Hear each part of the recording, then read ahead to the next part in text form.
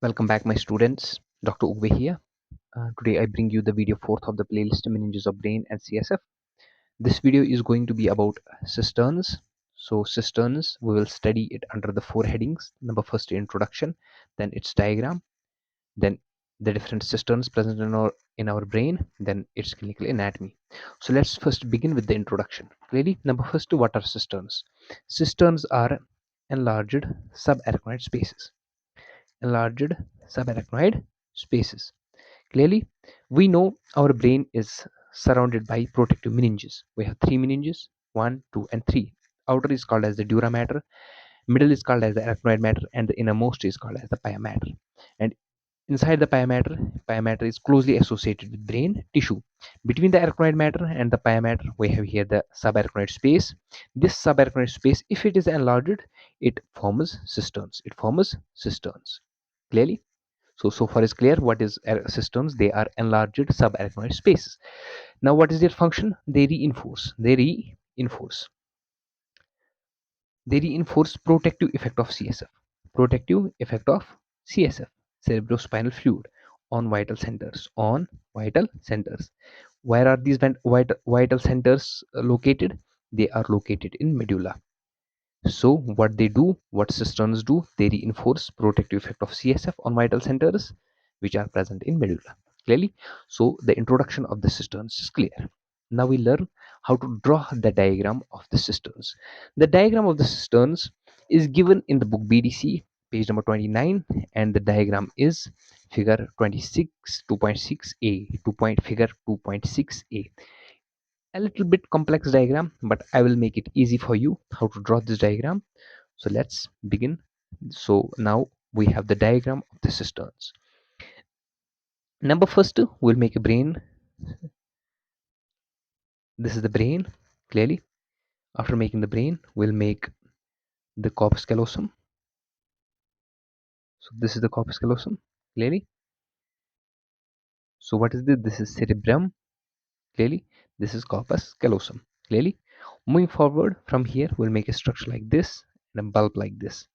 Clearly, and we'll continue downwards and we'll make two bulges.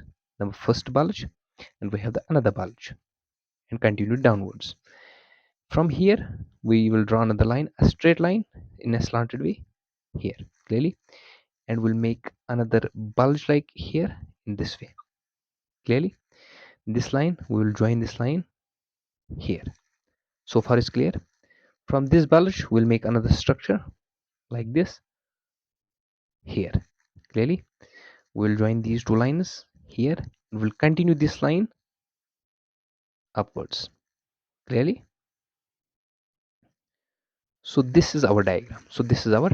Very easy to make, but we should understand what are the different parts in this diagram. As we know, this is the cerebrum, this is cerebellum. Clearly, this is fourth ventricle.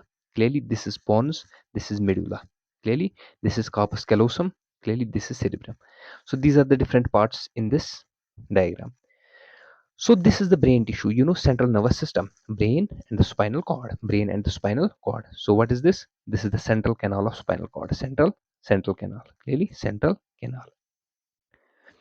As we know, this brain tissue is closely associated with the meninges layer pia mater. Clearly, so closely associated to this brain tissue will form a pia mater. We form a layer of meninges, that's pia mater. So like this in this green color. Clearly,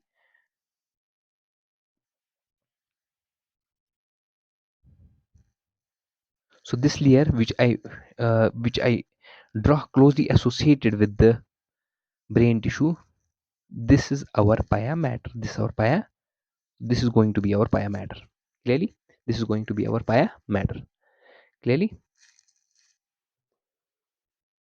now after the pia mater I will draw arachnoid matter, and between the arachnoid matter and the pia mater we have the subarachnoid spaces. So let's draw the arachnoid matter. So in the red color,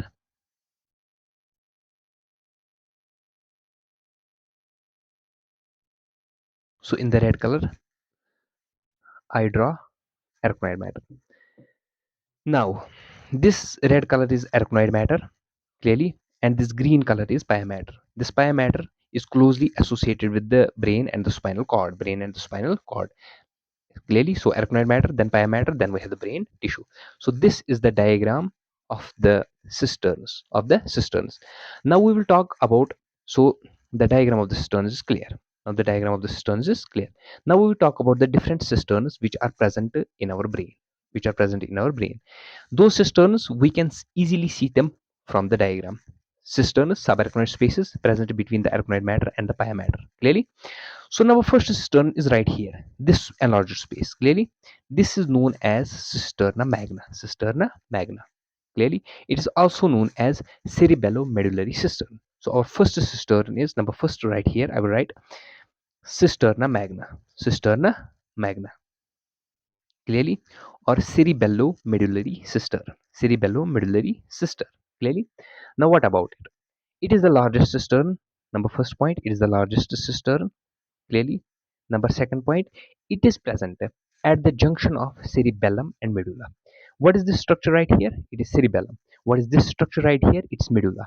So at the junction of cerebellum and medulla, we have cisterna magna. So it's present at the junction of cerebellum and medulla and medulla. Clearly, so this is the second point about cisterna magna. Third point about the cisterna magna, it receives CSF. It receives cerebrospinal fluid. Clearly, it receives CSF. Where from it receives CSF? It receives CSF from fourth ventricle. What is the structure right here? This is the fourth ventricle. It receives CSF from the fourth ventricle. From the fourth ventricle via through three apertures, three apertures in which three apertures in which uh, two apertures are lateral and one aperture is median. These lateral apertures are called as foramen of Luschka, and this median aperture is called as the foramen of Meninges. So what is the third point? Third point is this cisterna magna. It receives CSF from the fourth ventricle. Fourth ventricle has three apertures, two lateral apertures. Those are called as the foramen of Luschkas. Clearly, foramen of Luschkas, and one median aperture that's called as the foramen of Meninges. Clearly, through these three apertures, two lateral and one median, this cisterna magna receives CSF. Clearly, so our first cistern is clear. Our first cistern is cisterna magna. Clearly, another point in cisterna magna, its contents. It is contents. So what are the contents of the cisterna magna? It contains pica, posterior inferior cerebellar artery. Clearly, cerebellar, BELLAR. Clearly, it receives pica artery, that's posterior inferior cerebellar artery, and it also receives 9th, 10th, 11th, and 12th cranial nerves. Clearly, so this is all about the cisterna magna. Now we'll move on. So cisterna magna is clear. Now we will move on to the second cistern. Our second cistern is right here. This is our second cistern. This is called as the cisterna pontis. Clearly, so our second cistern is cisterna pontis. So what we should know about the cisterna pontis? Number first point, it is present on the ventral surface of the pons. Clearly, so what is this structure? This is the pons. This is ventral, this is dorsal. Clearly, so on the ventral aspect of the pons, we have the cisterna pontis. Clearly, this is the number first point. Number second point, clearly, it is continuous with other cisterns that we will see later. Clearly, so what is this? This is present on the ventral aspect of ventral surface of pons.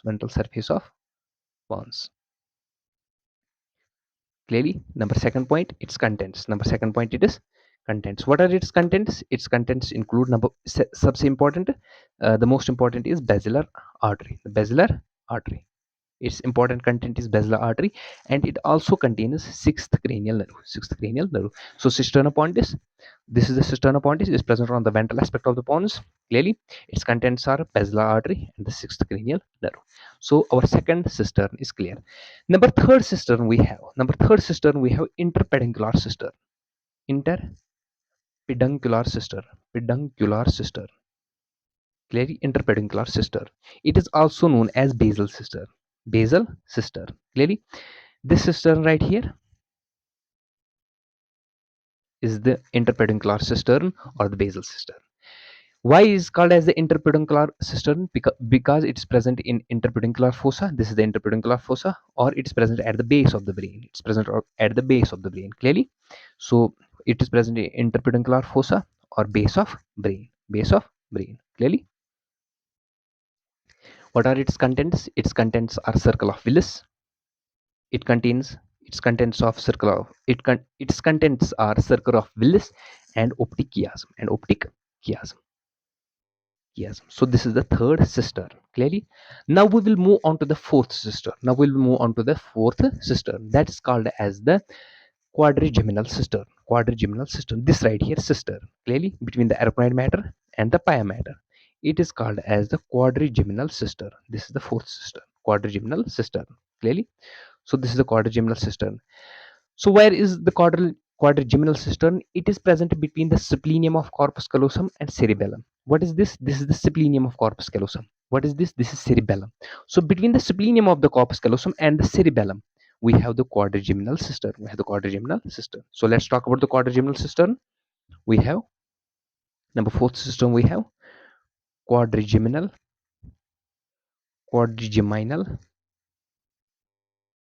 cistern. Clearly, it is also known as cisterna ambiens, or it is also known as cistern of great cerebral vein. Why it is called as the cistern of great cerebral vein? Because great cerebral vein is its content, clearly. So quadrigeminal cistern, it is present between the splenium of corpus callosum,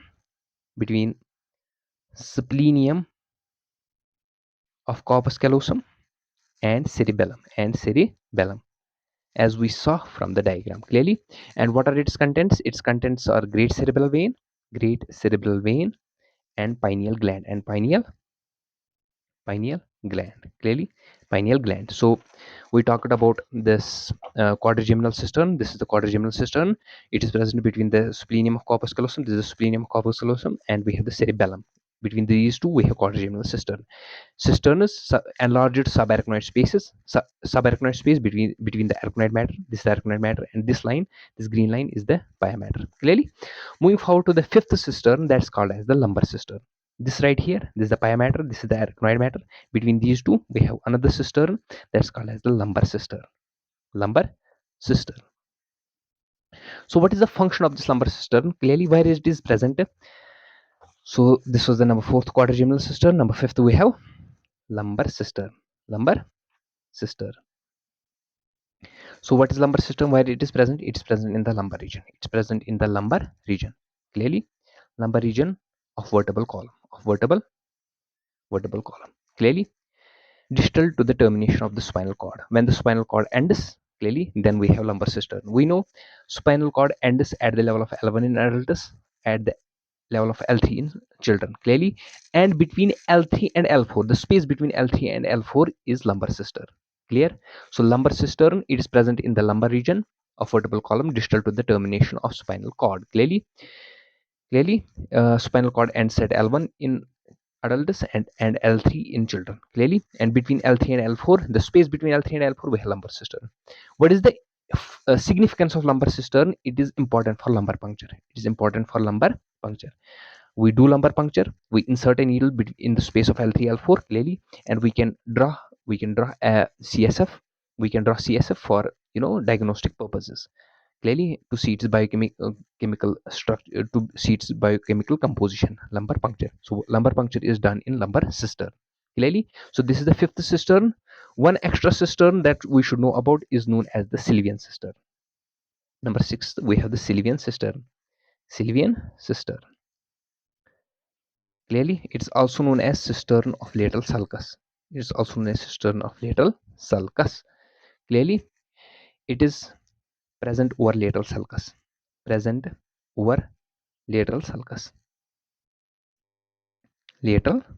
Clearly. And what are its contents? Its contents include middle cerebral artery. Clearly, it also contains superficial and deep middle cerebral veins, but the most important content is middle cerebral artery.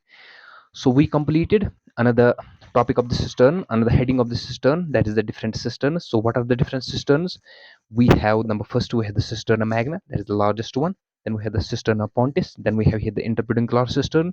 Then we have the quadrigiminal cistern, also known as cisterna ambiens or cistern of great cerebral vein. Then we have another cistern that's called as the lumbar cistern, clearly. And then another cistern that we talked about was the Sylvian cistern. Total of 6 cisterns we should know about.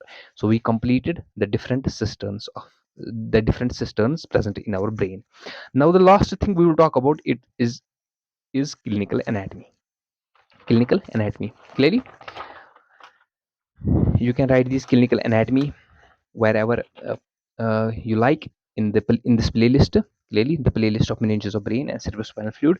So what are we talking about now? We're talking about clinical anatomy. Clinical anatomy. Number first point in clinical anatomy. Number first point in clinical anatomy, clearly CSF, cerebrospinal fluid. Cerebrospinal fluid. CSF can be obtained from. CSF can be obtained from. We can obtain it from lumbar puncture. You know, we can obtain it from the cisternal puncture.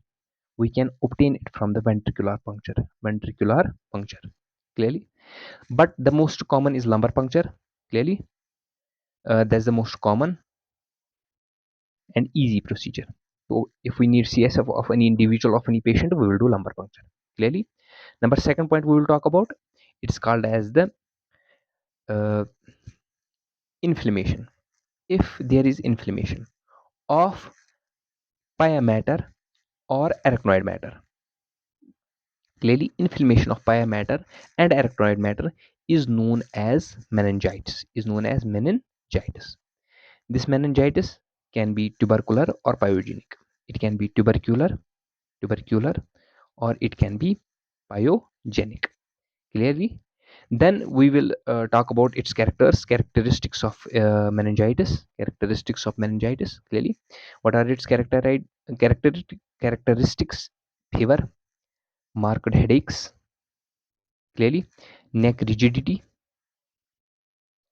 clearly, and changed biochemistry of CSF. This CSF biochemistry changed. This CSF biochemistry of CSF is changed, clearly. So number first, we will talk about how can we obtain CSF, clearly. Lumbar puncture, cisternal puncture, and ventricular puncture. Among them, the easiest one is the lumbar puncture, which is done between the spaces L3 and L4, clearly, as we saw in the lumbar cistern, clearly. Then we talk about the inflammation of the pia matter or the arachnoid matter is called as the meningitis. Meningitis of two types. It can be tubercular or pyogenic, clearly. Then we talk about the characteristics of meningitis, clearly. The number third and last clinical point that we will talk about here, it's called as the papilloedema. Papilloedema. What is papilloedema? Papilloedema is the edema of optic disc. Papilloedema is edema of optic disc. Optic disc. Clearly, we can view this edema by ophthalmoscope. Clearly. So that's called as the papilloedema. How? What is the cause of this papilloedema? We know subarachnoid space. Subarachnoid space sends extensions along the optic nerve. Clearly, the subarachnoid space, it sends extensions, clearly, extensions along optic nerve, clearly, till the back of eyeball,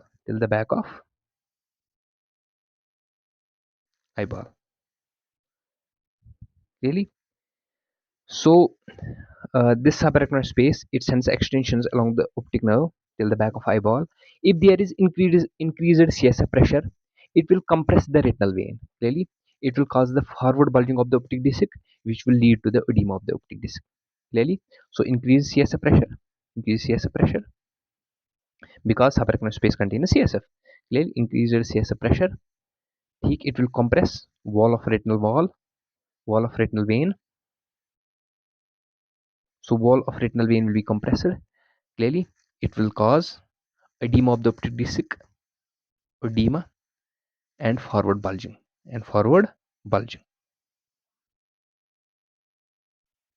This was all about the papilloedema. So what's papilloedema? Papilloedema is the edema of the optic disc. It can be viewed by ophthalmoscope. Clearly, we know subarachnoid space, it sends extensions along the optic nerve till the back of the eyeball. Clearly, whenever there is increased CSF pressure, whenever there is increased CSF, it compresses the wall of the retinal vein. Clearly, when it compresses the wall of the retinal vein, clearly it leads to the forward bulging of the eye, leading to edema. Thanks. This is all about today's video.